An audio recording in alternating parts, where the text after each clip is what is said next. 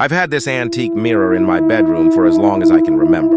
Every night, brushing my teeth, I'd notice something odd. My reflection would always smile just a split second after I did.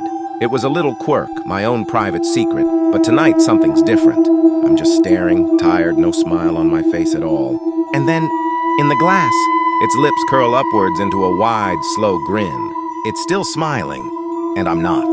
My daughter won't stop crying and screaming in the middle of the night. I visit her grave and ask her to stop, but it doesn't help. Last night, I couldn't take it anymore. I dug up her coffin. I opened the lid, and there she was, sitting up, holding her ears and crying. She looked straight at me and whispered, "Daddy, I can't sleep. The woman you buried on top of me won't stop crying." The old woman in the Kashmiri village warned me not to photograph the chinar trees after dusk. She said they hold the valley's oldest sorrows. I laughed it off, snapping a picture of a magnificent ancient tree as the sun dipped behind the mountains. Later that night, in my hotel room, I looked at the photo.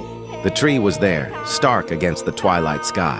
But nestled among its gnarled branches was a face I didn't see before. It was mine, but older, sadder, and its eyes were weeping.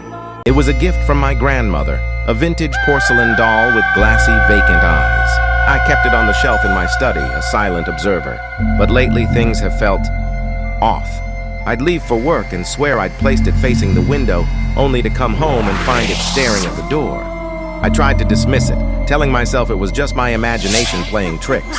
Then, last night, I woke up with a cold dread. There it was, sitting at the foot of my bed, its painted lips twisted into a knowing smile.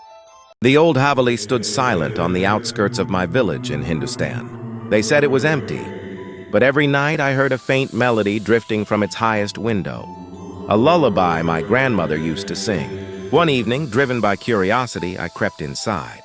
Dust motes danced in the moonlight, but the music was clearer now, coming from upstairs. As I climbed the creaking staircase, the singing stopped.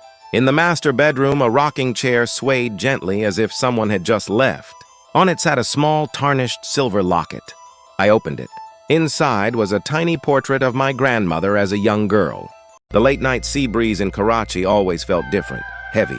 I was driving down Shahra-e-Faisal, the road nearly deserted.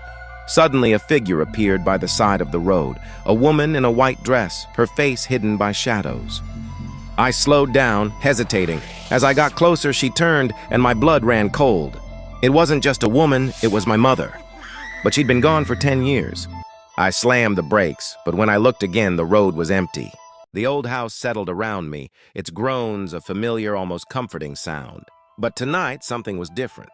I found a diary in the attic, its pages filled with a child's frantic scrawls. The last entry was dated today. It read, "He makes me play hide and seek, but he never looks for me. He just stands in the corner and smiles." I slammed the book shut, my heart pounding. A floorboard creaked behind me.